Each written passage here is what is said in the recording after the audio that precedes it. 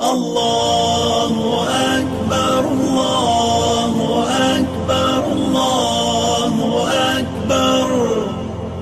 لا إله إلا الله الله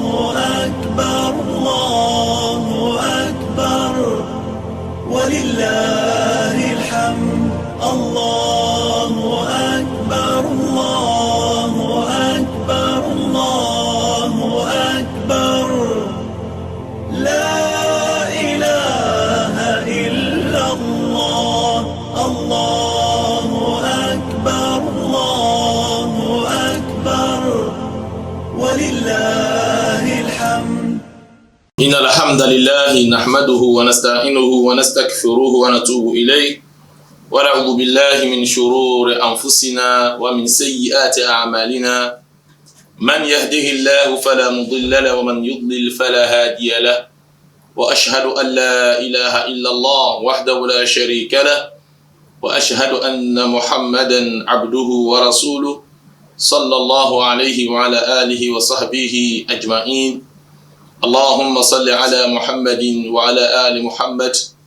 كما صليت على إبراهيم وعلى آل إبراهيم إنك حميد مجيد. اللهم بارك على محمد وعلى آل محمد كما باركت على إبراهيم وعلى آل إبراهيم إنك حميد مجيد. وبعد، السلام عليكم ورحمة الله وبركاته. Adáwọ̀pẹ́ fún Ọlọ́run, ọba tí ọpẹ́ tó yẹ, ọba tí ọpẹ́ tó tọ́ sí, ọba àná, ọba òní, ọba ọ̀la, ọba gbogbo ìgbà, ọba tó dá dúró fún ara rẹ̀ tí ò sí ohun tó mú dúró, ọba tó ní àwọn orúkọ dáadáa ó sì padà ní àwọn ìròyìn dáadáa. Òun náà lọ́ba lánàá, òun náà lọ́ba lónìí, òun náà lọ́ba lọ́la. Ṣíwájú kí gbogbo ohun tá a mọ̀ ní àwọn nǹkan tó dá yìí kó tó mọ bẹ lọ́lọ́run ọba yìí tí ń bẹ, kò sì yẹ kò bò láti bẹ láti mọ bẹ nígbà tí gbogbo àwọn nǹkan yìí ń ṣẹ̀mí, nígbà tí gbogbo àwọn nǹkan yìí ò bá tún sí mọ́, Ọlọ́run ọba mi yóò sì tún mọ bẹ. Ọba kan ní la yamutu abada, ọba tí ò ní kú láéláé lọ́lọ́run ọba. wal insu wal jinnu yamutun, àwọn ọ̀dọ́ ènìyàn àtàlìjẹ̀nú pátá láàpadà kú. Ọba alààyè lọ́lọ́run ọba, ọba zati lọ́lọ́run ọba. Lẹ́yìn ìgbà tá a dágbọ́ fún Ọlọ́run ọba yìí, atọrọ ìkẹ́ tó pọ̀ fún Ànábì Muhammad sallallahu alayhi wa sallam, akẹ́yìndé gbẹ̀gbọ̀n abẹ́mọ̀gbọ̀yà gbọ̀rọ̀gbọ̀rọ̀. Ìkẹ́ Ọlọ́run oore ajẹ́njẹ́ta rẹ̀ kó mọ bá Ànábì Muhammad ní ìlú Madina, àwọn aráalé, àwọn sàhábà àti gbogbo àwọn tí ó fi ìṣẹ̀mí ayé fi jọta Ànábì Muhammad sallallahu alayhi wa sallam. Àwọn bẹ Ọlọ́run, asáde Ọlọ́run kàákọ́ ẹni tó fi ìṣẹ̀mí ayé wa fi jọta Ànábì Muhammad ni. Má ṣe wálé ẹni tí ó fi ìṣẹ̀mí ayé wa fi tako ìlànà Ànábì Muhammad. Ìrẹ́ Ọlọ́run, àwa tí ń lo ayé báyìí, ìjọ kan la àdí síláyé má. Gbogbo ìjọ tí ó bá wáyá tèmi pẹ̀lú yín tá pàdé wájú Ọlọ́run abẹ́ má sá kàákọ́ ẹni tí ó yọnu sábọ̀ rẹ̀ ni, má kàákọ́ ẹni tí ó padà bínú sábọ̀ rẹ̀.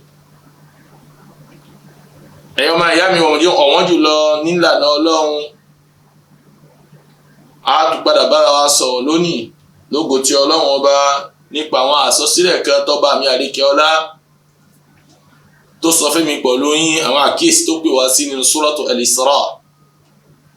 tàmà ní àyà Sura Le Voyage Nocturne tí Ànábì Muhammad sallallahu alayhi wa sallam tí Ọlọ́run ọba tí ó sọ̀kalẹ̀ fún. Al-Qur'an, ìwé mímọ́ wa yìí, ó pè mí pẹ̀lú yín sáàkíyèsí tó pọ̀. Gbogbo ìgbà tábà máa wá gbọ́, k'Ọlọ́run ṣe wá lẹ́ni tí ó gbọ́ tí ó mọ̀ mú lò. Kò ní ṣe wá lẹ́ni tó yẹ pé tá a bá gbọ́ àwọn nǹkan yìí ló gba etí ọ̀tún wọlé ló padà jáde pé tí ò sí. Ọlọ́run ṣe bẹ́ẹ̀ fún mi pẹ̀lú yín. Nítorí pé gbígbọ́ tẹ́ ẹ bá ti jókòó tẹ́ ẹ bá ti máa gbọ́, ẹ̀yin ọmọ ìyá mi ọ̀wọ́n jùlọ nílànà Islam, ó ti di egungun tó ti háyè mi pẹ̀lú yín lọ́rùn. Ǹjẹ́ ò bá wàhálà wa ṣe gbà tá a fi tẹ̀lé? Ẹ̀yin ọmọ ìyá mi ọ̀wọ́n jùlọ, gẹ́gẹ́ bí ta ṣe sọ fún wa ní pé a bá wa sọ nípa àwọn àkíyèsí kan tọ́ba mi tó pè wá sí nínú Suratu Al-Isra. Ọlọ́run ọba ń sọ fún wa nínú Al-Qur'an, a'udhu billahi minash shaytanir rajim. Ọlọ́run ni wa qada rabbuka alla ta'budu illa iyyah وبالوالدين إحسانا إما يبلغن عندك الكبر أحدهما أو كلاهما فلا تقل لهما أف ولا تنهرهما وقل لهما قولا كريما. Ọlọ́run ọba pè mí pẹ̀lú yín ṣàkíyèsí ní Suratul Isra. Nínú àwọn àkíyèsí tí ọba mi ọlọ́lá yìí ọba alágbára yìí tó pè mí pẹ̀lú yín ṣàkíyèsí ẹ̀, ó pè wá ṣàkíyèsí tawhid. Ó pè mí àfáà ni ẹni, ọmọlékéwú ni ẹni, ìmáàmù ni ẹni, jàmáà ni ẹni, ìyá lọ́jà, bàbá lọ́jà. Al-Qur'an pè mí pẹ̀lú ẹ̀sìn tàwọn ní tawhid. Ìṣe Ọlọ́run ọba láṣọ, ìdá Ọlọ́run ọba mọ̀ nínú gbogbo ìṣẹ̀mí ayé wa, ìṣe Ọlọ́run ọba ní àṣọ nínú gbogbo ohun tá mọ̀ ní ìgbésí ayé wa, àti tìyàwó àti tọmọ àtàwọn alábàágbé. At-tawhid ifradullah ta'ala bil ibada. Ìṣe Ọlọ́run ọba láṣọ nínú tá mọ̀ ní ìjọsìn. Ìṣe Ọlọ́run ọba láṣọ nínú gbogbo ohun tá mọ̀ ní ìjọsìn tá lè fi sí ìjọsìn fọ́lọ́run ọba. Tá a bá sì ní ìjọsìn kò mọ̀ níbi ohun tá mọ̀ ní ìrun, kò mọ̀ síbi ohun tá mọ̀ ní àwẹ̀ o, kò sí mọ̀ síbi ohun tá mọ̀ ní hajj nìkan o. Kódà ìpáyà inú ìjọsìn ní ń bẹ, ìnífẹ̀ẹ́ nǹkan inú ìjọsìn ní ń bẹ, ìdúnbò nǹkan inú ìjọsìn ní ń bẹ, ìran kan inú ìjọsìn ní ń bẹ, ìgbẹ́kẹ̀lé inú ìjọsìn ní ń bẹ, bẹ́ẹ̀ bẹ́ẹ̀ lọ. Jàmá tí Islam tó padà pè ní ìjọsìn fẹ́mi pọ̀ lóyìn. Kàbítà bá bẹ́yà padà wá sọ ká mọ̀ wípé ohun tá mà ní ìjọsìn òun náà ni orúkọ ọ̀kan tí ó kó gbogbo nǹkan tọ́lọ́run ọba tó fẹ́ràn tó sì yọ́nú sí, léyìí tó hàn àti tó pamọ́ ó kójọ, òun là ń pè ní ìjọsìn. Ìdá èèyàn lọ lẹ́yìn títì, ó rí ohun tá mà ní òkúta tó lè ṣìyàn ní ṣùtà, ó sì yọ kó ní ọ̀nà. Ọlọ́run ó fẹ́ràn kàbí Ọlọ́run ó bínú sí, Ọlọ́run ó fẹ́ràn, ó ti dìjọ́sìn. Ní ṣókèrè tá bá fẹ́ ohun tá mà ní ìjọsìn kò mọ̀ níbi ohun tá mà ní ìhun nìkan o, tó bá wá jẹ́ bẹ́ẹ̀. Ọlọ́run wá ní gbogbo ìjọsìn tẹ́mi pẹ̀lú rẹ̀ tá ṣe pẹ̀lú Ọlọ́run ọba, tá ṣe fún Ọlọ́run ọba, ká ṣe nítorí Ọlọ́run ọba nìkan. Wa qada rabbuka alla ta'budu illa iyyah. Ọlọ́run ní ká má jọ́sìn fún nǹkan kan àyàfọ̀ òun nìkan. Ká má wá ìrànlọ́wọ́ lọ sọ́dọ̀ èèyàn kan àyàfi òun nìkan. Ká má sáré jàmá lọ sọ́dọ̀ èèyàn kan àyàfi òun nìkan. Ká má gbẹ́kẹ̀lé nǹkan kan àyàfi òun nìkan. Ká má ṣe àdúrà kan, ká má pe èèyàn kan àyàfi Ọlọ́run ọba náà nìkan. Ká sì má padà ní ìròrí kankan sénìyàn kan tó lè padà kó ayọ́kọ́mbì kan àyàfi Ọlọ́run ọba náà nìkan. Allahu akbar. Wa qada rabbuka alla ta'budu illa iyyah. Àsọsílẹ̀ lọ́lọ́run sọ fún mi pẹ̀lú yín. Ká má sí ẹlòmíì àyàfi òun Ọlọ́run ọba nìkan. Ìwásí Ọlọ́run ọba nìkan, òun la padà nígbà ṣe àfẹ́kù ẹ̀ láàrin àwùjọ ohun tá mà ní àwa mùsùlùmí, tá à ń padà sí nǹkan míì yàtọ̀ sí Ọlọ́run ọba Ta'ala, tá à ń padà gbẹ́kàn wa fún nǹkan míì tó yàtọ̀ sí ọba mi Ta'ala, tá à ń padà sáré lọ sọ́dọ̀ nǹkan míì tó yàtọ̀ sí ọba mi Ta'ala, ọba alágbára ọ̀hún, ọba tí ò sí agbára tó tí agbára rẹ̀. Ìwọ náà báwo ìyá ọmọ ìyá mi, ó rí pé gbogbo ohun tó lè padà sáré sọ́dọ̀ rẹ̀, tó lè padà pè, ó rí pé ohun tá mọ̀ ní àwọn nǹkan tọ́lọ́run ọba tó dá ni. Bẹ́ẹ̀ ni ó rí pé nínú àwọn ẹ̀dá Ọlọ́run ọba ní Ọlọ́run ní máa ṣe bẹ́ẹ̀. Wa qada rabbuka alla ta'budu illa iyyah. Ọlọ́run ní àsọsílẹ̀ ni má sì kan mí lẹ́yìn èmi Ọlọ́run ọba, má pè kan mí mọ́ lẹ́yìn èmi Ọlọ́run ọba. Ẹ̀yin ọmọ ìyá mi ọ̀wọ́n jùlọ, tá a bá wo ìṣẹ̀mí àwa mùsùlùmí káàárọ̀ jíire, a ń pe bẹ̀yìn aṣubú síbẹ̀ gan jàmá. Àwọn aṣubú náà àṣubú ní ṣíṣubú kékeré, àtọmọlé kéwú, àtàfà, àti ìmáàmù àti dàdánì aláṣubú síbi iṣẹ́ ọlọ́run ọba láṣo pàtàkì jùlọ àwa káàárọ̀ jíire ẹ̀yìn ríhun tá máa ní mùsùlùmí nísìn lẹ́yìn ìgbà tí bá ń kírun bùṣe tí ń gbàwẹ̀ bùṣe ó tún ní ọlọ́run ọba kékeré kan tó tún ń padà gbẹ́kànlé lẹ́yìn ọlọ́run ọba tó lè kóyọ níbi ìṣòro tí ó padà sáde nígbà tí àwọn ìṣòro bá dé kò sì gbọ́dọ̀ rí bẹ́ẹ̀ kò gbọ́dọ̀ rí bẹ́ẹ̀ nítorí pé kí ni ọlọ́run ọba ló ní ìbẹ̀rẹ̀ gbogbo nǹkan ló sì padà ní ìparí gbogbo nǹkan Al-Qur'an wá padà pè mí pẹ̀lú ẹ̀ sí mi ń táwọn ní at-tawhid ìṣẹ́ ọlọ́run ọba láṣọ ìwáṣẹ́ ọlọ́run ọba láṣọ yìí ó pín sí ń táwọn ní ọ̀nà mẹ́ta lọ́dọ̀ àwọn àfà tawhidu rububiyya tawhidu uluhiyya tawhidu al-asma wa sifat ìṣẹ́ ọlọ́run ọba láṣọ yìí pín sí ọ̀nà mẹ́ta àmọ́ kankan ní ń táwọn ní tawhidu rububiyya ìṣẹ́ ọlọ́run ọba láṣọ ifradullah ta'ala bi af'alihi ìṣẹ́ ọlọ́run ọba láṣọ nínú àwọn ìṣe ọlọ́run ìṣe ọlọ́run ọba láṣọ sẹ́ nínú àwọn ìṣe tí ọlọ́run ọba máa ń ṣe gẹ́gẹ́ bí kí ni ń pa èèyàn ń jí èèyàn nínú àwọn ìṣe ọlọ́run ọba ni káṣẹ ọlọ́run ọba láṣọ níbẹ̀ ni pé òun lọ́ba tí ń pa èèyàn òun lọ́ba tí sì ń jiyàn Allahu Akbar nínú àwọn ìṣe ẹ̀ òun lọ́ba tí ń rọ òjò òun lọ́ba tí ń dá òjò dúró kọ́ ní kí òjò máa rọ̀ Allahu Akbar nínú ìṣe ọlọ́run ọba ni nínú àwọn ìṣe ọlọ́run ọba òun ní yí ìgbà padà al-mudabbir òun ní yí ìgbà padà gẹ́gẹ́ bí tó bá ṣe wù lásìkò tó bá wù fún ẹni tó bá wù á padà rí èèyàn lówó nígbà kan ló padà ọlọ́run kó owó yẹn ló kókó lọ́dọ̀ ìjàmá òun ló yí ìgbà padà jàmá kò sí nǹkan tí wọ́n ṣe tó yàtọ̀ sọ́lọ́run ìyẹn lè wáyé sábàbí àmọ́ ta ló wà ní pìpìlẹ̀ ìpínlẹ̀ ọba mi Allahu ni a ní utama ní tawhidu rububiyya ìṣẹ́ ọlọ́run ọba láṣọ nínú utama nínú kíni nínú àwọn ìṣẹ́ ọlọ́run nígbà tó ọlọ́run rán ànábì Muhammad sallallahu alayhi wa sallam tí ó ránṣẹ́ ẹ padà rí ní pé ànábì ìpèpè tó pèpè òun náà ní kíni at-tawhid nígbà tí wọ́n ń pèpè tawhid fún àwọn Lárúbáwá Mákà àwọn Lárúbáwá Mákà gba tawhidu rububiyya tá à ń sọ yìí wọ́n gbàgbọ́ èyí tó tẹ̀lé tí ń jẹ́ tawhidu uluhiyya òun ni wọ́n gbàgbọ́ òun ni wọ́n gbàgbọ́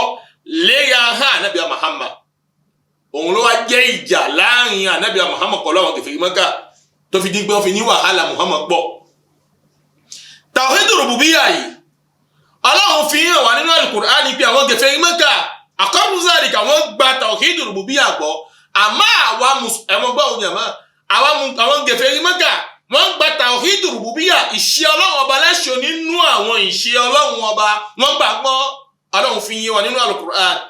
wala in sa'altahum man khalaqa as-samawati wal-ard la yaqulunna Allah ọlọ́run rẹ̀ Muhammad sallallahu alayhi wa sallam tó bá béèrè lọ́dọ̀ àwọn èèyàn yìí àwọn atọ̀mọ́tàmá yìí tó bá béèrè lọ́dọ̀ wọn ta ló dá sánmọ̀ ta ló sì dá ilẹ̀ nítorí pé ká dá nǹkan inú ìṣe ọlọ́run ọba níbẹ̀ tó bá bèèrè lọ́dọ̀ wọn gẹ̀fẹ̀ yìí lẹ́kùnrún Allah wọ́n ní èmi ọlọ́run ọba ni mo dá èyí ni wọ́n gbé wọ́n gba tawhidu rububiyya àwọn gbàgbọ́. ìbéèrè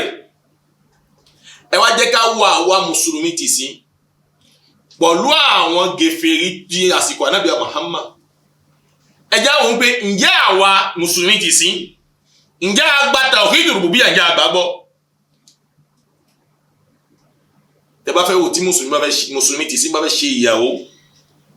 tó bá fẹ́ ṣe ìyàwó mùsùlùmí tì sí ò ní ẹ lọ gba ohun táwọn láwọn àwọn afọjò láti fi jẹ́ pé kí òjò máa rọ̀ ọjọ́ náà tó sì jẹ́ pé ká rọ òjò kò sí lọ́wọ́ èèyàn kan àyàfi dání àyàfi ọlọ́run ọba nìkan ni nísìnyí bẹ ní ìṣe ọlọ́run mùsùlùmí káàrọ̀ jí oníkan lọ gbé ohun táwọn ní afọjò wá ìtumọ̀ ẹgbẹ́ kò gbá kí ni gbọ́ kò padà gbà ń gbé èèyàn kan wà òun ní rọ̀ òjò òun ní sì ní kọjọ má rọ̀ ẹni ẹmúlé níbẹ̀ nígbà tí ẹ bá jáde kó láyé tó ṣe àárẹ̀ tọ́lọ́ ní wá jáde kó láyé ẹ má padà gbọ́ ń pé mùsùlùmí káàrọ̀ jí ire ọmọ sọ pé wọ́n lé títí wọ́n pa náà ni wọ́n ti wà lẹ́yìn ti pẹ́ wọ́n lé títí àyàfìgbà tí wọ́n pa kójú wọn kó tó dá ẹ̀yìn pé ikú yẹn wọ́n falẹ̀ ọlọ́run ọba lọ́wọ́ wọ́n falẹ̀ tani lọ́wọ́ wọ́n falẹ̀ ẹ̀dá kan lọ́wọ́ tó yẹ pé òun ló padà pa onítọ̀hún tó sì jẹ́ pé ẹ̀lìhìyà ká jẹ́ kéèyàn mọ̀ ṣẹ̀mí wàlí mẹ́ta ká sì pa ẹni kò sí lọ́wọ́ èèyàn kan tó yàtọ̀ sí ọlọ́run ọba yẹ̀mọ́ tá a bá fẹ́ wo àwa mùsùlùmí ti sí àti àwọn gèfèrí àdìsíkò ànábì Muhammad ẹ jẹ́ káà náà wo ìyàtọ̀ tí ń bẹ láàrin wọn ẹ̀yin pé àwọn mùsùlùmí gèfèrí àsìkò ànábì Muhammad kódà àmọ̀ tó dájú àwọn mùsùlùmí ti sí yìí lọ ọlágbégí ni àgbà tawhid rububiyya àgbàgbọ́ ihun tá a sì ń sọ yìí kò fẹ́ pọ̀ lẹ́nu àwọn èèyàn kan tó yàtọ̀ sí ihun tá a mà ní kẹfíl tó bẹ́ yàtọ̀ sí ihun tá a mà ní Fatima tó bẹ́ yàtọ̀ sí ihun tá a mà ní báwọn náà gbé Fatia bẹ́ẹ̀ lọ ẹnu àwọn èèyàn tó fẹ́ mọ́ gbọ́ ni ó tún wá gbọ́ lẹ́nu ọmọ gbọ́n pa alájà ni wọn èmi fi máa ń san gbogbo wa pé ájì iye passport tí yóò fi wọ ohun tá a mà dálì jẹ́nà nígbà tó bá ṣe kí ni tó bá ṣe bọ́kọ́ láyé o tó bá ní àwọn àkídà jákèjáká yìí àwọn ohun tá a mà ládìí ọkàn kádìí ọkàn yìí tó bá ní lọ́wọ́ kì í ṣe ohun tó lè fi wà lìjẹ́nà inú náà ni ò jẹ́ máa ìdáni ta ọkẹ́yún tá a mà ní tíra yín padà pè mí pẹ̀lú yín ṣàkíyèsí pé kí ni wa qada rabbuka alukur'ani wa qada rabbuka alla ta'budu illa iyyah ẹ má padà sí ẹlòmíì lẹ́yìn èmi ọlọ́run ọba àyàfi ń tá a mà ní kí ni èmi ọlọ́run ọba nìkan ní kẹ́sì la ilaha illallah ay la ma'buda bihaqqin illallah tàbá sọ pé la ilaha illallah ní pé kò sí ọba kan lódodo àyàfi ń tá a mà ní tá a gbọ́dọ̀ jọ́sìn fún àyàfi ọlọ́run nínú àwọn ìtumọ̀ tí ọ̀pọ̀ nù yẹn ṣubú sí yẹn tí wọ́n sọ pé mùsùlùmí pé kí ni ìtumọ̀ la ilaha illallah ló mọ̀ sọ pé kò sí ọba kan àyàfi ọlọ́run ìsúmọ̀ burúkú ni lọ́dọ̀ àwọn tàmà láwọn tìkìtè ní àwọn ìtumọ̀ tìkìtè àwọn ìtumọ̀ tó ti lọ pẹ́ ní ìjàmá àmọ́ ń tàmà ní ìtumọ̀ tí wọ́n ti kí àkídà as-sahiha tó fún wa la ma'buda bihaqqin illa Allah kò sí ọba kan lódodo tá a gbọ́dọ̀ jọ́sìn fún àyàfi tani jàmá àyàfi ọlọ́run ọba. tẹ́ ẹ bá sọ fún ń tàmà ní ẹni tí ń sin màlúù tẹ́ bá sọ fún nísìnyí pé ọlọ́run ọba tàwa tá à ń sìn òun ní pé kí ni ọba tó ta gbọ́dọ̀ jọ́sìn fún lódodo ni ìtàbá sọ wípé ọba tí ẹ máa ń tún la ilaha illallah tí máa ń tún gẹ́gẹ́ bí tí Yorùbá máa ń tún pé kò sí ẹ̀ka ta gbọ́dọ̀ jọ́sìn fún àyàfi ọlọ́run ẹni tí ń sin màálù òun gan mọ̀ sọ pé ẹni tóun sìn ibà yọ ọlọ́run ọba tóun ni ẹni tí ń sin igi òun náà mọ̀ sọ pé igi tóun sìn yìí ọlọ́run ọba tóun ni àmọ́ tó wá fi pé kò sẹ́ni tá a gbọ́dọ̀ jọ́sìn fún lódodo àyàfi ọlọ́run ọba ọ̀hún pé òun náà ò lè sọ pé igi tóun sìn òdodo ni nítorí pé tá a bá yọ ohun tá a mọ̀ ní àáké tá a bá yọ sí ohun tá a mọ̀ ní igi yẹn lóde ohun tá a fi dáná lẹ́ẹ̀kan náà yàmọ̀ tá a ní rí ohun tá a mọ̀ lọ́ba tí ń sìn mọ́. bẹ́ẹ̀ náà ni màálù tó lóun sìn jàmọ́ tí ń pè ní ọba tí ń tọrọ nǹkan lọ́dọ̀ rẹ̀ tí ń sùjádà fún bá a bá yọ ọ̀bẹ bá a bá padà yọ tì í jàmọ́ á sọ màálù á sọ di ọbẹ̀ nísìnyí jàmọ́ tá a sì fi ẹ̀bà fi lé jàmọ́. àmọ́ tá a bá sọ pé ọba tàwa táwa ń sìn ọba kan ní la ma'buda bihaqqin illallah kò sí ọba kan lọ́dọ̀ ta gbọ́dọ̀ jọ́sìn òun náà mọ̀ pé ọba wa ọba òdodo ni tó bá ní ká fi hàn òun pé òdodo ni àwọn ọmọ sọ pé ọba táwa tá à ń sìn òun lọ́ba tó dáa rẹ̀ òun lọ́ba tó rè é nínú ìyá rẹ̀ lórí kò wáyé tán ló gbé ẹ kalẹ̀ ló dùbú náà gbé ẹ kalẹ̀ ní yàmùyàmù gbáwájú rẹ̀ eṣinṣin gbáwájú rẹ̀ kó padà kó sí ẹni imú ọba táwa tá à ń sìn nìyẹn ọba òun ní sí ń padà yọ òun kọ́ níbi tí bẹ́ẹ̀ yan òun ni ó ní kí n tàmà ní òun kò mọ̀ sùn níbi tí bẹ́ẹ̀ tí mi lọ́wọ́ jàmá Allahu Akbar. ìdàn ẹ̀yọ́ mẹ́rin ìyá mi ọ̀wọ́n jùlọ á padà rí nípa gbígbé kí ni ọlọ́run ọba mi àlékè ọlẹ́yìn òun náà ni ọba àṣọ tẹ́mi pẹ̀lú yín tá a gbọ́dọ̀ ṣe kí ni tá a gbọ́dọ̀ jọ́sìn fún lọ́lọ́run fi ń pè mí sákèsí pé wa qada rabbuka alla ta'budu illa iyyah wa qada rabbuka alla ta'budu illa iyyah. ẹ̀yọ́ máa yá mi ọ̀wọ́n jìnlẹ̀ nílànà ọlọ́run a ní tawhid tó pín sọ́nà mẹ́ta tawhidul rububiyyah tawhidul uluhiyyah tawhidul uluhiyyah òun náà ní pé kí ni ifradullah subhanahu wa ta'ala bil ibadah ìṣẹ́ ọlọ́run ọba láṣẹ nínú ìjọsìn tèmi pẹ̀lú yín tá a fẹ́ ṣe ìgbà tá a bá ti gbà ń pé ọlọ́run ọba àtàtì gbà pọ̀ nínú tawhidul rububiyyah nínú àwọn pé ìṣẹ́ ọlọ́run ọba láṣẹ nínú kí ni nínú àwọn ìṣe tá a ti gbà ń mọ̀ pé ọba kan ni gbogbo ìjọsìn táwa ṣe fún ọlọ́run ọba náà èmi pẹ̀lú yín agbọ́dọ̀ ṣe kí ni agbọ́dọ̀ ṣe fún ọlọ́run ọba náà nìkan àgbọ́dọ̀ wá ẹlòmíì ṣe fún tó yàtọ̀ sí ọlọ́run ọba náà kò sí ohun tó lè ṣe wá á gbé ìgbésí ayé agbé fọlọ́ èyí tó yẹ pé a máa ń rí lọ́dọ̀ àwọn mùsùlùmí káàrọ̀ jíire ní ẹ̀yọ́ ọmọ ìyá mi wọ́n jùlọ nílànà Islam bí kankan bá dé báyìí lẹ́ẹ̀kan ó fẹ́ lọ yẹ̀ wò ni ó fẹ́ lọ yẹ̀ wò pé kí ni ohun tó ṣẹlẹ̀ Islam sì kọ́ fẹ́mi pẹ̀lú ẹ̀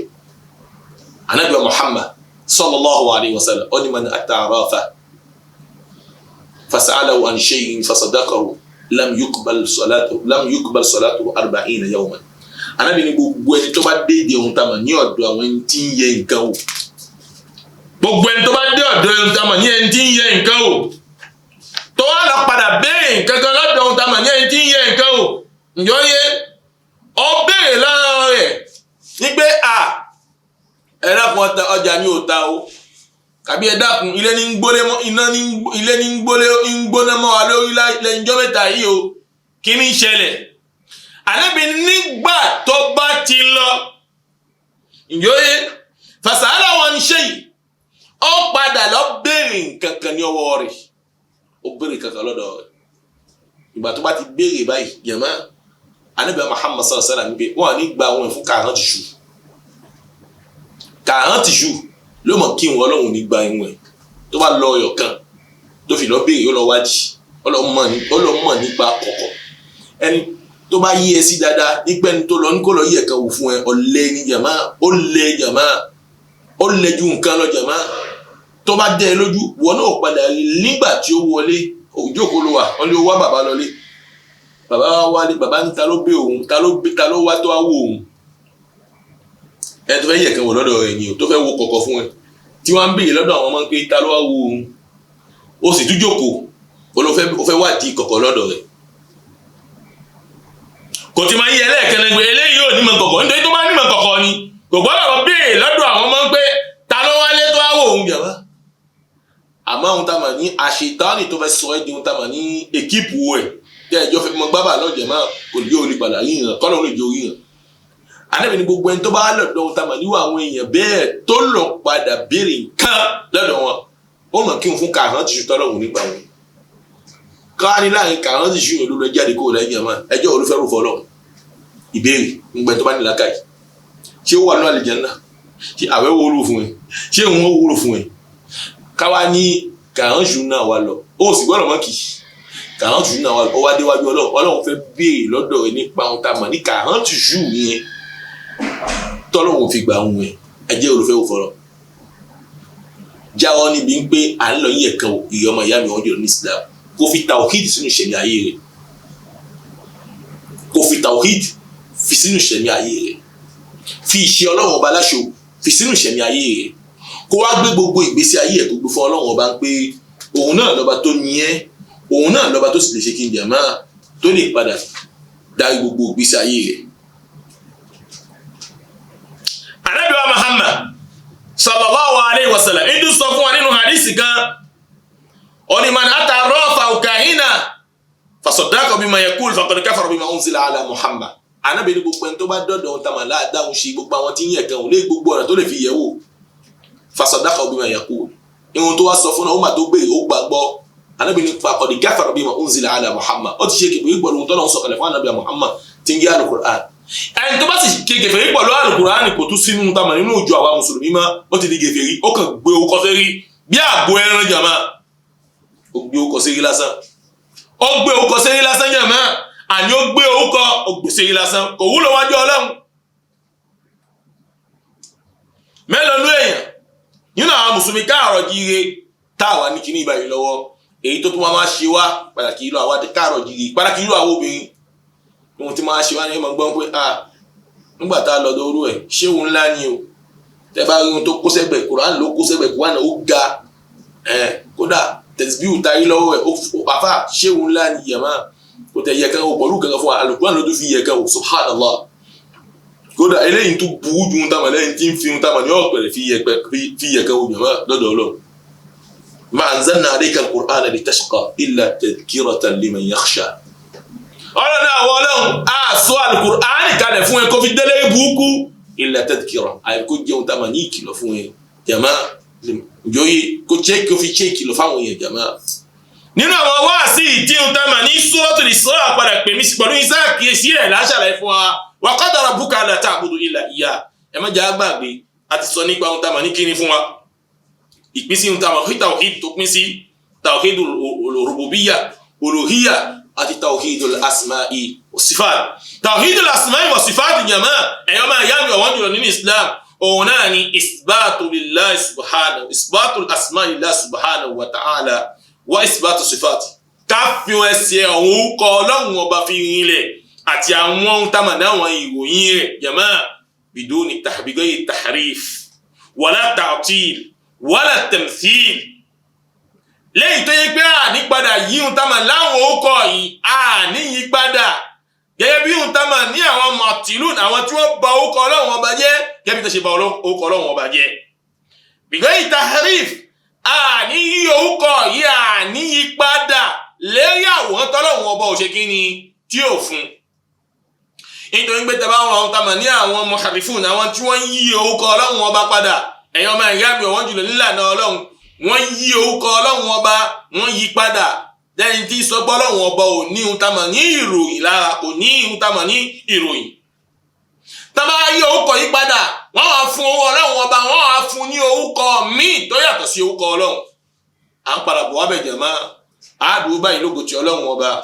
àtọ̀ ọlọ́dọ̀ ọlọ́run ìta sọ ìkóṣe ní àtẹ́wọ́gbà fẹ́mi pọ̀ lóyìn subhanaka Allahumma wa bihamdik ashhadu an la ilaha illa anta astaghfiruka wa atubu ilayk. Assalamu alaikum wa rahmatullahi wa barakatuh. Allahu akbar, Allahu akbar, Allahu akbar. La ilaha illa Allah. Allahu akbar, Allahu akbar. Walillahil hamd. Allahu akbar, Allahu akbar, Allahu akbar. La ilaha illa Allah. Allahu akbar, Allahu akbar. Walillahil hamd. إن الحمد لله نحمده ونستعينه ونستغفره ونتوب إليه ونعوذ بالله من شرور أنفسنا ومن سيئات أعمالنا من يهده الله فلا مضل له ومن يضلل فلا هادي له وأشهد أن لا إله إلا الله أشهد أن محمدا عبده ورسوله ada ọpẹ́ fún Ọlọ́run asitọrọ ìkẹgẹ fún Ànábì Muhammad sallallahu alayhi wa sallam gẹ́gẹ́ bí ọ̀rọ̀ tí à ń bá lọ fún ẹyọ ọmọ ìyá mi wọn jọ ní Islam nípa ohun tá a mọ̀ ní àwọn wàsáyà àwọn kọ̀sẹ́yìn tí ọba mi àlékiọlá tó tún ṣe àlàyé fún mi pẹ̀lú inú Suratu al-Isra kọ́lọ́hún kọ́dà kó ṣe ní àtẹ́wọ́gbà fún wa ní pé à ń sọ̀rọ̀ fún wa nípa ohun tá a mọ̀ ní Tawhidul Asma'i wa Sifat. èyí ni ìṣẹ́ Ọlọ́run ọba láṣọ nínú orúkọ rẹ̀ àti àwọn ìròyìn olóko àwọn ìròyìn yẹn tẹ̀síwá mọ̀ nínú àwọn orúkọ Ọlọ́run ọba Ar-Rahman Ar-Rahim Al-Qudus As-Salam Al-Mu'min bẹ́ẹ̀ bẹ́ẹ̀ lọ. tẹ́bá ohun tá a mọ̀ ní àwọn orúkọ Ọlọ́run ọba kò wá sí ọ̀kan nínú orúkọ Ọlọ́run ọba tí ò ní ìròyìn Ọlọ́run kò ní ìròyìn nínú. tẹ́bá ohun tá a mọ̀ ní Ar-Rahman ọba àjọkẹ́ ayé ọba àṣàkẹ́ ayé tẹ́bá ohun tá a mọ̀ ní Ar-Rahman ẹ̀rí ń pé ohun tá a mọ̀ ní orúkọ ìròyìn wà mẹ́ta ń pè ní Ar-Rahman Ar-Rahman lọ́dọ̀ àwọn àfa alákìídà wọ́n fi padà yí wa pé nípa ohun tá a mọ̀ ní ìròyìn ṣíwájú ohun tá a mọ̀ ní orúkọ ìròyìn Ọlọ́run ọba ó ṣíwájú orúkọ ìròyìn ní ti ń bẹ pọ̀lọ́ Ọlọ́run ọba Rahman ti ń bẹ pọ̀lọ́ Ọlọ́run ní ti ń kẹ́ ní ń kẹ́ gbá ń kẹ́ àwòyàn máa ó wá sọ ẹ̀ ní ohun tá a mọ̀ ní orúkọ náà pé Ar-Rahman lòun èyí ni ọba àjọkẹ́ ayé àti ọba àjọkẹ́ ayé ọba àṣàkẹ́ ayé àjọkẹ́ ayé ọba àjọkẹ́ ayé àṣàkẹ́ ayé tá a bá ní àṣàkẹ́ ayé ló mọ ìyá rẹ̀ lẹ́nu bẹ́ẹ̀ ni Sheikh Ibn Baz rahimahullah rahmatan wasi'an àwọn ló fàlàyé ìwà ìfihàn wa ní pé Rahman ọba àjọkẹ́ ayé lọ́lọ́run ó sì jẹ́ àṣàkẹ́ ayé ọ̀nà tó fi jẹ́ àjọkẹ́ ayé ní pé lókè mùsùlùmí lókè gèfèrí ìmọ̀ tó bá yé àmọ́ tó bá jẹ́ ohun tá a mọ̀ ní àṣàkẹ́ ayé ó tún jẹ́ àṣàkẹ́ ayé fún àwọn mùmínì nítorí pé kí ni àwọn ọlá kan wà láyé yìí báyìí tọ́lọ́run tó ṣe fún àwọn mùsùlùmí nìkan lẹ́yìn pé kí ni ẹjọ́ àwọn ohun tá a mọ̀ ní Ramadan ní ìsìlá pẹ̀lú Ànábì Muhammad sallallahu alaihi wasallam ó ní Ramadan bayna Ramadan àwẹ̀ kan sí àwẹ̀ kan ìjòyè ìpẹ̀ṣẹ̀rẹ́ ẹ̀ṣẹ̀ ni ṣé ń bẹ fún Pọ́ọ̀lù ni ṣé ń bẹ fún Kristi ni kò sí ń bẹ fún àwọn gẹ̀fẹ̀ yìí bí ìgbà ṣe ń pa àwọn mùsùlùmí ní bẹ fún ìdáni nítorí ẹ̀ ló fi jẹun tá a mọ̀ ní àṣàkẹ́ ayé ó tó máa di Ar-Rahim ó wá jẹun tá a mọ̀ ní àláyíra nìkan kọba mi aláàánú kódà kó dúró tiwa ẹ̀yọ́ máa yábì wọ́n jùlọ nílànà ọlọ́run ẹjẹ́ àdúró níbi ohun tá a máa ní tawhid yìí báyìí tí a ṣàlàyé tọ́lọ̀ wa qada rabbuka alla ta'budu illa iyyah wa bil walidayni ihsana nínú àwọn àǹfààní títún bẹ fún wa ní sọ́ọ̀tù mùmínú pé ọlọ́run ọba mi àlékè ọlá wa bil walidayni ihsana ó tún sọ fún wa pé ká ṣe kíni ká ṣe dára sí ohun tá a máa ní àwọn òbí wa méjèèjì jẹ̀mọ́ ká ṣe dára fún wọn ká má kígbe mọ́ ọ lérí bọ́lọ́run bá ní wọ́n bá dàgbà sí wa lọ́wọ́ jẹ̀mọ́ ká kẹ́ wọn ní kíkẹ́ tó dáa ká sì mọ́ sọ̀sọ̀kúsọ fún wọn jẹ̀mọ́ èyí ẹ̀kọ́ ní látọ̀dọ̀ ọlọ́run ọba ká kẹ́ wọn kẹ́bí tí ẹ ṣe kí ni tọ́lọ́run ṣe kẹ́ wa tàbá ní ká kẹ́ wọn jẹ̀mọ́ ìmọ̀ ń ṣẹlẹ̀ nígbà míì fún tamà ní ọmọ tó bá dàgbà lónìí òun gbọ́dọ̀ ṣe sàrà fún tamà ní ìyá tòun ní pé kí ìyá dáadáa nígbà tí ó sì láyé mọ́ kí làwa ń pè ní ohun tamà ní ká ṣe sàrà jẹ̀mọ́ ṣé ká pa àwọn afáàkó wá sọ Kùránì kalẹ̀ èèyàn kọ́ là ń pè ní ká kẹ́yà kódà ó padà rojú èyí tó ṣe ó padà rojú ẹ̀wọ̀n àbí ọlọ́run nítorí pé Ànábì Muhammad sallallahu alayhi wa sallam idha mata ibn adam inqata amalu illa min salas tá a lọ́mọ bá jáde tí òkú bá jáde kó la gbogbo nǹkan ti gé fún àyàfi nǹkan mẹ́ta ìgbà táwọn ẹbí fẹ́ sọ Ànábì ní waladun salihun yad'u lahu ọmọ rẹ̀ tí ń ṣàdúrà fún ìyá ẹ̀ kàbí bàbá rẹ̀ òbí waladun salihun yad'u lahu ọmọ rẹ̀ tí ń ṣàdúrà fún tamọ̀ ní òbí ṣé ká ṣàdúrà fún òbí jàmá ṣé òun ní pé ká pé ohun tamọ̀ ní àwọn àfáà ni kí wọ́n sọ Kùránì kalẹ̀ lẹ́yìn tọ́lọ́run ti sọ kalẹ̀ lọ́jọ́ tó ti pẹ́ ẹjẹ́ sọ òdodo fún wa jàmá ká mọ̀ wo ohun tá a fẹ́ jẹ ká fi ba àlìkí àmà wa ká fi bá jẹ́ jàmá ẹ máa gbọ́n pé wọ́n fẹ́ sọ Al-Kùránì wọ́n fẹ́ sọ kalẹ̀ jàmá ẹ wá já òbí tó ṣe ń ka Kùránì náà jàmá ẹ já òbí tó ṣe ń ka Kùránì náà àní ẹ já òbí tó ṣe ń ka Kùránì náà ṣé ìwọ náà bá jẹ́ ní tí ìlàkàyè pé ń gbogbo àtà ń lọ Mọ́kà ṣé bí tó ṣe ń ka Kùránì tán mi ka fún ìyá rẹ̀ ṣé bí tó ṣe ń ka ní ohun tàbí ní Mọ́kà nígbà tó lọ kí wọn Mọ́kà dèlílò ránkìlì nìyẹn jàmá èyí ń púpọ̀ tó jẹ́ tọpọlọ tí ìlàkàyè lè fi pé tó o bá tẹ̀ gbọ́ tọlọ́run yé o bá tẹ̀ gbọ́ Al-Kùránì o bá gbọ́ hadith bí tó ṣe ń gbà tí wọ́n kírun ní harami tí wọ́n kírun lẹ́yìn ìmáàmù Sùdẹ́sì kàbí bẹ́ẹ̀ kọ́ ṣé àfáà tó wá ka Kùránì fún ẹ ọmọ ìyá mi ṣé bẹ́ẹ̀ ló ń ka Kùránì fún ẹ ṣé bí wọ́n ni wọ́n sọ pẹ̀lú ohun táwọn ní àwọn tọ́jú àwọn ọmọ tí wọ́n kó sẹ́yìn jẹ́ páyọ̀ Ọlọ́run ẹja páyọ̀ Ọlọ́run eré mi àti wọ́n náà tó pàfà àtàfáà gan alẹ́nàbí taqwallah ìpáyọ̀ Ọlọ́run dọwọ́ wa àní ìpáyọ̀ Ọlọ́run mọ̀ dọwọ́ wa àní ìpáyọ̀ Ọlọ́run ó dọwọ́ wa ó dọwọ́ oníkálukú wa ẹ̀yọ́ ọmọ ìyá mi ọjọ́ ní Islam bó bá fẹ́ ṣe sàrà fún ìyá rẹ̀ sadaqatun jariyah sàrà tí ń ṣàn wá kànga kọ́lé kéwù kó lé fún tamọ̀ láwọn ọmọ owó kan bẹ́ẹ̀ lọ tó mọ̀ ṣe tí wọ́n tamọ̀ ní sàrà yẹn ò ní gé àmọ́ ọlọ́pàá afá ó ṣe oúnjẹ ó ṣe ọkà ó ṣe dízà gbogbo yìí ní Ọlọ́run òrin ẹ̀ o jẹ̀mọ́ Ọlọ́run òrin ẹ̀ o Ọlọ́run òrin ẹ̀ o àlọ́lọ́run òrin ẹ̀ bọ́lọ́run bá ṣe ẹlẹ́ni tí ń gbòdòdó ó gbò ó jáwọ́ àmọ́ bá sì jẹ́ pé ohun tá a mà ní àṣìtáni ti yẹni sí ìgbésí ayé ẹ̀dá jàmá ló gbọ́ ọ̀rọ̀ yìí ló sì gbé tí jáde tí ọ̀tún jáde ló padà jáde gbé tí òsì Ọlọ́run ṣe bẹ́ẹ̀ fún ẹ ìyẹn tó ń fi dédé àsìkò fi gbọ́ mi. nínú àwọn àkíyèsí tọ́ba mi tó pè mí pẹ̀lú yín sí àkíyèsí ẹ̀ al-ikhlas wa tawba al-ikhlas wa tawba al-ikhlas wa tawba gbàtọ́lọ̀ ń sọ fún mi pẹ̀lú yín pé rabbukum a'lamu bima fi nufusikum rabbukum a'lamu bima fi nufusikum Ọlọ́run ní in takunu salihina fa innahu kana li awwabina ghafura Ọlọ́run ní níbẹ̀ yẹn àárín ẹ̀kọ́ al-ikhlas kí là ń pè ní al-ikhlas òun náà ní ìṣìkan tó yọ Ọlọ́run gbogbo ohun tẹ́mi pẹ̀lú ẹ̀ta bẹ́ ṣe báyìí ká ṣe nítorí Ọlọ́run ọba mi ta'ala ká má ṣe nítorí ayé ká má ṣe nítorí pé kámi mọ̀ pé àwa náà ní ṣóre gbogbo bàtà tó bẹ́ ṣóre ká má ṣóre ní bòńkẹ́lẹ́ etí méjì kó máa ń gbọ́ ìwọ̀lá ní fún gbogbo ẹ̀ tó bá lò ṣẹ̀mí ayé rẹ̀ bẹ́ẹ̀ àmọ́ o èyí ni ò sí lọ́dọ̀ àwọn mùsùlùmí káàrọ̀ jíire táwọn bá ti yìn wa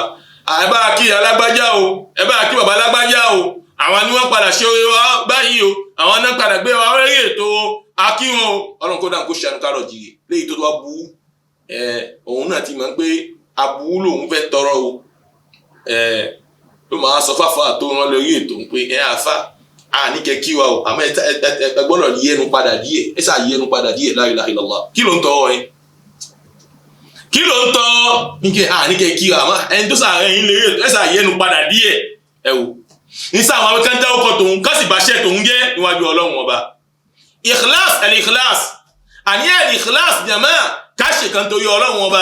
Ànábì wa Muhammad sallallahu alaihi wasallam ń sọ fún wa ní pé innamal a'malu binniyat wa innamal likulli imri'in ma nawa faman kanat hijratuhu ila Allah wa rasulihi fahijratuhu ila Allah wa rasulihi faman kanat hijratuhu lidunya yusibuha aw mar'atun tankiruha fahijratuhu ila ma hajara ilayhi. Jama gbẹ̀mí pẹ̀lú ẹ̀ bá fẹ́ ṣe gangan ẹ̀jẹ̀ ṣe nítorí Ọlọ́run ọba ká dà ní nítorí Ọlọ́run ọba ká ṣe kí ní ìgbà yẹn pé à ń ṣe nítorí ìbádà la fi ń ṣe a sì ń ṣe nítorí Ọlọ́run ọba lẹ́yìn náà fi ń kọ́ṣà Ànábì Muhammad sallallahu alaihi wasallam bí ẹ bá dà ní ẹni gbogbo iṣẹ́ tó fẹ́ ṣe ló rí ẹ̀san tó tóbi wájú Ọlọ́run ló sì rí ẹ̀san tó pọ̀ wájú Ọlọ́run ọba kò ní ṣiṣẹ́ kọ́lọ́run da iṣẹ́ náà kó dànù láyà náà lẹ́fi Sheikh Usaymin rahimahullah rahmatan wasi'a nínú tá a mọ̀ ní Sharh Riyadis Salihin ó mú àwọn àlàyé wa fún wa pípọ̀ nípa ohun tá a mọ̀ ní kí ẹ dà níyàn nínú tá a mọ̀ ní ihdaru niyya fi jami'il a'mal az-zahirati wal batinah kí ẹ máa dà níyàn ìṣiṣẹ́ nítorí Ọlọ́run ọba kí ẹ máa dà níyàn rẹ̀ nítorí Ọlọ́run ọba iṣẹ́ tá a fẹ́ ṣe sàrà ni Kùránì ni ẹ̀hún kéèké ni iṣẹ́ olóore ni ìrànlọ́ gbogbo tó lè jẹ́ ó ṣe nínú torí tọ́lọ́run ọba lọ́lọ́run fi sọ fún mi pé rabbukum a'lamu bima fi nufusikum Ọlọ́run ni ohun tí ń bẹ nínú ẹ̀mí yẹn Ọlọ́run ló ń mọ̀ tó bá jẹ́ bẹ́ẹ̀ èyí tó fi jẹ́ pé ohun tí ń bẹ lẹ́mí rẹ̀ kó yàtọ̀ sí tọ́lọ́run mọ́jẹ́ ó jẹ́ bẹ́ẹ̀ ìgbà tọ́lọ́run ti mọ̀ jẹ́ ó papọ̀ mọ́nu tọ́lọ́run ọba ń fẹ́ ẹ̀rẹ́ lómi ẹ̀yọ́ máa yá mi ọ̀njọ́ nínú Islam pàtàkì jùlọ àwa mùsùlùmí káàrọ̀ jíire ní jìmọ́ jàmá tẹ bá rí wọn báyìí ìbòrí funfun aṣọ funfun fìlà funfun kódà tẹ̀síbíù funfun níbo ní fi ń lọ òun là sàlátù ta ló rẹ̀ ń ṣe gbogbo àwọn nǹkan ibi dáhà ni munkara tọ́lọ́wọ́n ọba tí ọba mi tí ó kọ tánàbí Muhammad sallallahu alaihi wasallam kọ ààyè Muhammad kò ṣe bẹ́ẹ̀ ni ló mọ yẹ̀ ẹ́ lẹ́nu kódà lómi wọn sọ pé ṣé bá lọ́pọ̀ ó kọ ọlọ́wọ́n ọba ń bẹ̀ ni ànábì Muhammad tọ́lọ́wọ́n fi ẹ̀sìn hàn kò ní ká pé ó kọ ọlọ́wọ́n ọba lérí ṣe sí yẹn lérí ṣe tó yẹn gbé kí ni àtọkùnrin àtobìnrin wọn mọ wà pọ̀ jàmá eléke tó bá ń sọ fún wa pọkùnrin ò sí mẹ́ a mọ̀ sọ fún yín pé ànábì Muhammad sallallahu alayhi wa sallam kò padà ṣe kí ni kò padà dáhùn tá a mà ní ìjọ kankan lẹ pé káwọn obìnrin kí wọ́n máa papọ̀ fi máa ṣe wú àwọn àzíkiri tẹ̀ máa ń ṣe. ànábì dá ìjọ kalẹ̀ fáwọn obìnrin nílànà ṣàríyà èyí ni ìjọ ṣèdí ànábì máa fi ń kọ́ wọn lẹ́kọ̀ọ́ ni kì í fi ṣàzíkiri èyí o èyí ni ẹ má jà pawú pọ̀ mọ́ ṣàkà ẹ má jà dáwú yàn máa nítorí àlẹ́ máa rí èèyàn tó máa ní pé ṣe bá ànábì Muhammad sallallahu alaihi wasallam ó sàmújọ fáwọn obìnrin tí ń kọ́ wọn ní ẹ̀kọ́ bẹ́ẹ̀ ni ànábì ń kọ́ ní àwọn ìmọ̀ halali àti haram àmọ́ kò dàbí èyí táwa tá à ń ṣe yìí dákójọ la ilaha illallah èyí nìkan fahadà bíi dàtí munkara òótọ́ ń pe orúkọ Ọlọ́run ọba àmọ́ lẹ́yìn ìṣesí kan tọ́lọ́run ọba náà ràn wá a sì ń mọ̀ ṣọ́jú yọ ọ̀ṣọ́rọ̀ bẹ́ẹ̀ kan ó bá ṣe gẹ́gẹ́ bí táwa ṣe ń ṣe ni Muhammad ni ò bá ṣe o bẹ́ẹ̀ kan ó bá ṣe lẹ́yìn ìṣesí táwa tá à ń ṣe àní Muhammad ni ò bá ṣe jàmá ibi táwa ń sọ ní pé rabbukum a'lamu bima fi nufusikum Ọlọ́run mọ ohun tí ń bẹ lọ́kàn yín ẹ̀rẹ́ lómi jàmá aṣọ funfun bẹ́ẹ̀ àmọ́ ohun tí ń bẹ lọ́kàn jàmá ẹbọ ni jàmá kò sílé olóògùn tí ó mọ̀ Ọlọ́run ṣàánú ẹwú kò sílé olóògùn tí ó mọ̀ jàmá kò sílé oníṣẹ́ráàbù tí ó mọ̀ tó jẹ́ àwọn pásítọ̀ jàmá kọ́mọ́ sọ ọ̀yọ̀kan lẹ́ẹ̀kan náà jàmá ó ti mọ́ ni mẹ́wọ́ wọ̀ jàmá kí wá nẹ́ẹ̀sì tó ń ṣe fún Ọlọ́run tó bá jáde kó láyé Ọlọ́run nígbàgbọ́ ẹ o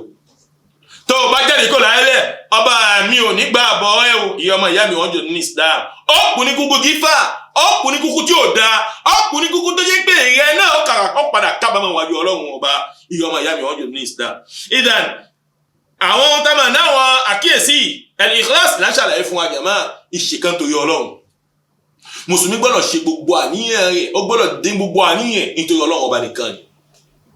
bẹ́ẹ̀ ni àtàwọ̀bà kí mi pọ̀lú yín kákú fún tàmì ní túbọ̀ bá ká padà sọ́dọ̀ Ọlọ́run ọba wa tubu ila Allahi ayyuhal mu'minuna la'allakum tuflihun Ọlọ́run ní ká túbà ẹjá padà sọ́dọ̀ Ọlọ́run ẹjá padà sọ́dọ̀ Ọlọ́run gbogbo ìta ti ṣe lójú òkùnkùn ká túbà ká sì wọ Ọlọ́run ọba ní ọba aláforí ní gbogbo ìgbà kì í ṣe ní ìjókòó àdúrà nìkan àárín ni àjókòó ni àdùbúlẹ̀ ni ká mọ Ọlọ́run ọba ní ọba tó nítorí pé ẹ̀ṣẹ̀ wa ti pọ̀ jàmá ó ti bù háyà jù bá a bá padà wọ Ọlọ́run ọba ní ọba tuntun bá jàmá tá a wọ Ọlọ́run ọba ní ọba tuntun bá a sì rí Ọlọ́run ọba ní ọba láti ilẹ̀ ìjàmá وقلت استغفروا ربكم إنه كان غفارا يرسل السماء عليكم مدرارا ويمددكم بأموال وبنين ويجعل لكم جنات ويجعل لكم أنهارا àyà ni t'Ọlọ́run bá sọ pé yá ha nàbí mùtàmánì ànábì Nuh nínú àwọn nǹkan tí yẹn bá ń túbá nínú àwọn nǹkan tí Ọlọ́run mọ̀ ṣe fún tí ó mọ̀ ṣe fún yẹn jàmá òní pé Ọlọ́run bá kó yẹ kí ni kó jẹ́ kí ohun tá mà ní arísìkì kó dìde fún tọ̀hún kódà ní tí ò bá bímọ kò bá rí ọmọ bí ẹjẹ́ ọmọ ṣe istighfar ọlọ́run ṣe ìrọ̀rùn ọlọ́run jẹ́ òbí mọ̀ jẹ́mà ní gidi istighfar èyí kí láńpẹ́ ní istighfar astaghfirullah kàbí Allah astaghfirullah al-azim alladhi la ilaha illa huwa atubu ilayh kàbí Allahumma inni zalamtu nafsi zulman kathiran fala yaghfiru dhunuba illa anta kàbí sẹ́yìn istighfar Allahumma anta rabbi la ilaha illa anta khalaqtani wa ana abduka wa ana ala ahdik gẹ́bí tó ṣe gbogbo ẹwà nínú ismu muslim èyí ní citadelle du musulman ẹ̀yọ́ máa yá mi wọ́n jùlọ nílànà ọlọ́run tẹ́yà bá ń túbá àrísìkí ó dìde fún nítọ̀hún bẹ́ẹ̀ bá túbá ló bímọ ní ọba tí ò bá bímọ bẹ́ẹ̀ bá túbá báwọn náà pé àwọn ọgbà tá à ń padà tá à ń gbìn kan sí ló mọ jáde dáadáa jàmọ́ ìkan ó sì mọ yọ nípa pàtí yọ jàmọ́ ló mọ yọ ìjọ mọ yọ jáde jàmọ́ ìkan ó mọ yọ jáde ní a lè rí ohun tó jẹ́ ohun tó gidi á mọ̀ ní jẹ jàmọ́. ìjà al-ikhlas wa tawba ni ọlọ́run ọba pè mí pọ̀ ó tún pè á sí mu tàmà láti àkíyèsí jàmọ́ ká máa tọ istighfar jàmọ́ ó ṣe kókó gan ẹjẹ́ àròyìn ní lápẹ́ fún wa ìmáàmù tamani imam ahmed rahimahullah rahmatan wasi'a àwọn bàbá dáadáa imam ahmed èyí ni òun náà ni ọ̀kan nínú àwọn doctrine táwọn àwọn mùsùlùmí táwọn lò padà nínú àwọn saudi àwọn àfáà sọ fún wa pé imam ahmed ń jọ kan ó lọ sí ìrìn àjò ní ṣókí nítorí ohun tamani àsìkò náà imam ahmed wá sọ̀kalẹ̀ sí mọ́sáàsì kan àwọn mọ́sáàsì wọn mọ imam ahmed wọ́n ní pé àwọn ò fẹ́ gba imam ahmed àwọn ò fẹ́ gbà sí mọ́sálásí ibi tí bẹ́ẹ̀ wá ń lọ ló débi kan ó débi ohun tá a mọ̀ ní boulanger kan tí boulanger èyí náà ti ń ṣe pẹ́ẹ̀ ẹni tí ń ṣe pẹ́ẹ̀ jàmá wọ́n wá jókòó síbẹ̀ lẹ́yìn tó ń pé kí ilẹ̀ ó mọ̀ tóun fi padà mú ọ̀nà tí òun lọ Imam Ahmed wá rí boulanger ìgbà yìí tí ń ṣe astaghfirullah gbogbo kan ó fẹ́ gbé yẹ̀ fún ni astaghfirullah ó fẹ́ ṣe kan ó fẹ́ bú omi astaghfirullah ẹni tó fẹ́ ṣe pẹ́ẹ̀ Allahumma anta ìyẹn istighfar ní gbogbo wa àmọ́ kò mọ Imam Ahmed pé Imam Ahmed ni Imam Ahmed ta sì mú ibà olùmọ̀ tó tóbi ní yàmá tí gbogbo àgbáyé fọwọ́ sí ìtàmà ní ìmọ̀ rẹ̀ ní yàmá Imam Ahlus Sunnah ǹjẹ́ ó yé Imam Ahmed yàmá ẹ̀yọ́ ọmọ ìyá mi wọ́n jùlọ ọ wá bèèrè lọ́dọ̀ ohun tàmà ní boulanger yìí pé wá ìyẹ́ boulanger ó ń ṣe istighfar ǹjẹ́ gbogbo nǹkan tó sì máa ń tọ lẹ́yìn istighfar ǹjẹ́ ó sì máa rí ó ní bẹ́ẹ̀ ni ó ní gbogbo nǹkan tóun máa ń tọrọ lọ́dọ̀ Ọlọ́run mọ́ ṣe fóun Allahu Akbar àmọ́ nǹkan ọ̀yọ̀kan ló kù tó yẹ òun ti ń tọ ọ̀dọ̀ Ọlọ́run tọ́lọ́run ti ṣe fún òun ní pé òun máa ń gbọ́ Imam Ahmed òun wá kó òun rí Imam Ahmed sojú báyìí kó òun tó jáde kó láyé Allahu Akbar tí òun mọ̀ pé Imam Ahmed ló wà pọ̀lú rẹ̀ yàmá kò mọ̀ pé Imam Ahmed kí ni jẹ́ bẹ́ẹ̀ ni pé istighfar ihun tó bá jìnnà sí ẹ mọ́ sùn mọ́yà bí kan bá fún bí ẹ bá ṣe istighfar ló fẹ́ bí a bá wà nínú tamalẹ́ni tó wà nínú ìrònú tí máa ń ṣe istighfar ìdùnnú ayọ̀ ní òpadà kẹ́yìn ìyẹn yọmọ ìyá mi wọ́n jẹ́ ní Islam ẹja kún fún ikhlas káṣíkà tó yọ lọ́wọ́ káṣíkà kún fún tamà ní istighfar nínú ìṣẹ̀mí ayé wa yàmá. nínú àwọn nǹkan tí ó tamà ní ààyè yìí tó pẹ̀mí pọ̀lú yín sí àkíyèsí al-infaq as-salim ká ná owó sójú ọ̀nà Ọlọ́run ìnáwó ìmọ̀ násìkì yàmá ọkọ̀ bẹ́ẹ̀ níbi ohun tamà ní ẹbí ọkọ̀ bẹ́ẹ̀ níbi ẹbí ẹlòmíì kọ́lọ̀ kó dà kó ṣàánú wa ìyàwó sunkún títí ní kó tó gbé ọbẹ̀ jáde àwọn baálé kan nìyẹn ló sunkún títí ká tó gbé ọbẹ̀ jáde tó bá gbé ọbẹ̀ jáde lónìí jàmá ó tún di lẹ́yìn oṣù kan kó tó gbé ọbẹ̀ jáde jàmá àwọn ó sì fẹ́ jẹun ó sì fẹ́ jẹja póté ó sì fẹ́ jẹun tá a mọ̀ ní ẹja ìjà jàmá ní àwọn ẹja tó ní ọ̀rọ̀ anú jàmá ó fẹ́ jẹun tá a mọ̀ lẹ́ẹ̀rán Allahu Akbar tí ó sì gbé ohun tá a mọ̀ lówójó jàmá ìwé ìyàwó ni ẹ Islam fẹ́ nǹkan bẹ́ẹ̀ jàmá kọ́ ẹ̀kọ́ lára Nabi Muhammad sallallahu alayhi wa sallam kò á sí láyé fi kí wọn tá mà ní obìnrin kó ní ju wọn tá mà ní ọkùnrin lọ léyìí tó jẹ́ pé kí obìnrin nígbà tí ọkọ bá gbé wọn tá mà ní ìkànjú kó mọ̀ fi oko yìí ṣe lọ láì fi àmọ́ ọkùnrin gbọ́dọ̀ gbìyànjú láti mọ̀ gbé nǹkan jó jàmá èyí mọ̀ ń ní gbà bí tó bá ṣe ní má wà ní kọsángbò ní ìyá ọmọ ìyá mi wọ́n jùlọ nílànà Ọlọ́run ọba ọ wà náwó fún tá mà ní ẹbí ìyàwó kódà owó tó ná fún ìyàwó tó ná fún tá mà ní ọmọ tó ná fún tá mà ní ọmọ ọlọ́kùnrin àwọn ọmọ jàmá gbogbo ẹni ládánú jàmá tó bá wá ná ẹ̀rọ ọmọ ìyá mi wọ́n jùlọ nínú Islam ó wá ka àwọn ẹbí tó súnmọ́ ẹ̀ àwọn tó súnmọ́ ẹ̀ tó yẹ pé wọ́n ní bùkátà ẹlòmíì ẹbí ẹnìkan ló mọ̀ non moi avec ma famille Islam ò kọ́ wa ní kan bẹ́ẹ̀ Islam ò kọ́ wa ní moi avec ma famille non Islam ò kọ́ wa bẹ́ẹ̀ gbogbo ẹni tó ti jẹ́ ẹni tí ò ní ẹ̀gbọ́n ni àbúrò tó ti wà lẹ́gbẹ̀ẹ́ rẹ̀ ọ̀ranyàn ọgbọ́dọ̀ ṣe kí ni ọgbọ́dọ̀ ná fún wọn ọ̀ranyàn ọgbọ́dọ̀ ná fún wọn ọ̀ranyàn ọgbọ́dọ̀ ná fún wọn nígbà tó bá ti ní tó sì ń gbé wọn ní ìdí ẹlòmíì ọláńpẹ́ káwọn ẹbí máa bóyàn mọ́ ló wà kọ́ sẹ́nu ọ̀nà ṣíẹ́ mìíràn kò sì ní ṣì yẹn lé ọlá ń pé kí ni káwọn ẹbí kan máa wò kan fi gba nǹkan ní ọwọ́ ẹ̀ má ṣe bẹ́ẹ̀ mọ ìyá ọmọ ìyá mi wọ́n jọ nínú Islam kọ̀ fún wa jàmá Islam ó kọ̀ fún wa jàmá wa ati dhal qurba haqqa àwọn ẹ̀tọ́ tó bá yẹ ká fún wọn wal miskin àwọn ẹni tó wá jẹ́ àwọn tó ń gbé wọn ní tọ́ba bá wa ẹ̀ẹ́jà fún wọn wá bin sabil ẹni tó wà ní ìrìn àjò tàbí gbé ìrìn àjò ló wà yìí tó jẹ́ pé owó tán sí tá a bá rí Islam nìkan ṣe kí ni ká náwó fún wala tubadhir tabdhira àmọ́ tá a bá fẹ́ náwó náwó gẹ́bí tí Islam ní ká ná ká mọ́ ná ìná àpà ká mọ́ ná ìná òṣì jàmá gẹ́bí táwọn apá kankan ọ̀jìyẹ mọ́ ná ẹ mọ̀ gbogbo Ọlọ́run ní ká náwó ni ẹja ná gbogbo ẹni tí ń náwó jàmá tí fi lọ pe olóore ìná òṣì ni jàmá iná àránù ní gbogbo ẹni tí náwó tí mi pe olóore eléré jàmá iná òṣì iná ìyàfà iná burúkú ni tí ó padà wò bí ọ̀hún wájú Ọlọ́run ọba jàmá gbogbo ẹni tí náwó tó fi ń balẹ̀ Ọlọ́run ọba jẹ́ iná òṣì iná òfò ní jàmá tí ó bá tọ́ Ọlọ́run ọba mu tí ó bá tà Nábì Muhammad mu sallallahu alayhi wa sallam tí mùsùlùmí gbọ́dọ̀ ti rí ni tó gbọ́dọ̀ yàn sí wala tubadhir tabdhira wala tudi amwalaka bil infaq ala ma la tahtaj ihun tí ó padà ṣe kí ni tẹ́yìn ò nídìí má náwó kí wọ́n fi padà kọ́lé eégún má náwó ká fi gbé ohun tá a mọ̀ ní ọrọ̀ jáde ìwọ má náwó ká fi ránṣọ fẹ́gún yàn mọ́ owó tẹ́lómi iná nìyẹn owó tó ná tí ń ná nìyẹn ló wá gbé ohun tá a mọ̀ ní owó ló gbégún ló fi gbégún jáde ní pé ọdún yìí báyìí àwọn gbọ́dọ̀ yọ eégún kan jáde tó jẹ́ pé kódà ayé ó mọ̀ àwọn gan ó ṣe kí ni ló mọ̀ àwọn owó bẹ́ẹ̀ kì í ṣe ó ta gbọ́dọ̀ rí mùsùlùmí kó wọ́n ṣe kí ni kó mọ̀ ná ẹ̀yìn ọmọ ìyá mi àwọn jùlọ nílànà Ọlọ́run ọba Ọlọ́run wala tubadhir tabdhira gbogbo gbàtàbà padà náwó ká máa náwó wa ẹ̀yìn ọmọ ìyá mi àwọn jùlọ nílànà Ọlọ́run ọba lẹ́yìn tọ́lọ́run ọba fẹ́ tánàbí Muhammad sallallahu alayhi wa sallam tí ó fẹ́ ni nínú àwọn ẹ̀kọ́ tí Islam tó tún padà kọ́ èmi pẹ̀lú yín wala taqtu awladakum khashyata imlaq ká má pa àwọn ọmọ wa nítorí ohun tá a mọ̀ ní ó ṣì tá à ń padà bẹ̀rù yẹmi pé kí ni ká jẹ́ kí orí kó bọ́ jẹ̀mọ́ nítorí tó ìyàwó bá ti sọ pé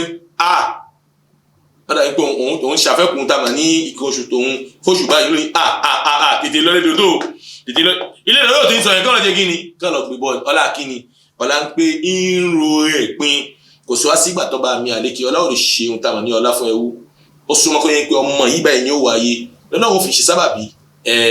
àwa kọ́ là ń bọ́ ọmọ Ọlọ́run ní bọ́ ọmọ lọ́wọ́ wa jàmá